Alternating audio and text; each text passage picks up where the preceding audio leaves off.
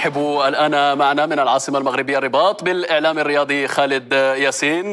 كابتن خالد، مساء الخير. إذن رغم كل العروض، كل الإغراءات، يبدو أن لوكا مودريتش قرر مواصلة هذه القصة وهذه المسيرة المظفرة بالألقاب مع ريال مدريد.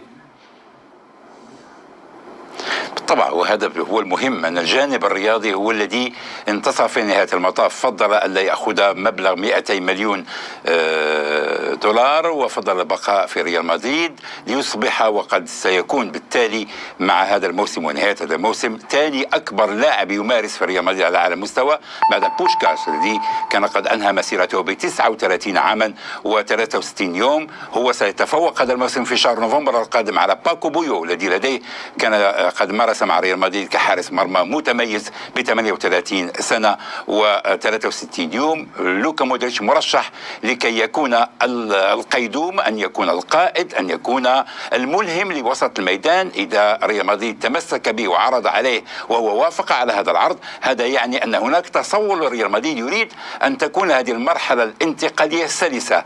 هو وكروس سيقودان وسط الميدان حتى تختمر التجربة للعناصر الشابة التي بدأت تلعب مع هذين اللاعبين كمافينغا أو تشواميني أو فالفيردي. الآن مع بيلينغهام هناك نقلة نوعية في وسط ميدان ريال مدريد سيكون صانعه هو لوكا مودريتش.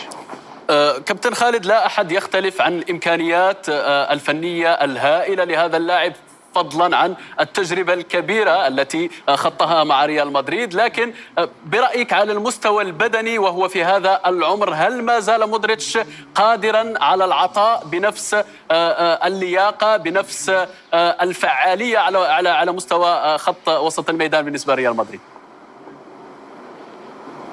الغريب أن حالة مودريتش هي حالة فريدة من نوعها في العالم. نعم كابتن خالد، ابقى معنا. ماذا عن الغريم التقليدي لريال مدريد؟ برشلونة الذي أعلن هو الآخر تعاقده رسميا مع الدولي الألماني إلكاي غوندوغان بصفقة حرة بعد انتهاء عقده مع مانشستر سيتي الإنجليزي. كابتن خالد، صفقة أخرى على مستوى وسط الميدان، هذه المرة بالنسبة لبرشلونة، بالنظر إلى الموسم الاستثنائي الذي قدمه غوندوغان مع مانشستر سيتي. الأكيد أنها إضافة نوعية مميزة لخط وسط برشلونة. أكثر من مميزة، على اعتبار أن وسط الميدان شعر به برشلونة يجب أن يكون على مستوى قوة وسط ميدان ريال مدريد. لذلك نشاهد بعد مغادرة بوسكيتا أخرى على نعم، نقطة لافتة أخرى نتوقعها هي معركة وسط الميدان في مباراة الكلاسيكو الموسم القادم. سنتوقع معركة من نوع خاص في ظل وجود كل هؤلاء النجوم.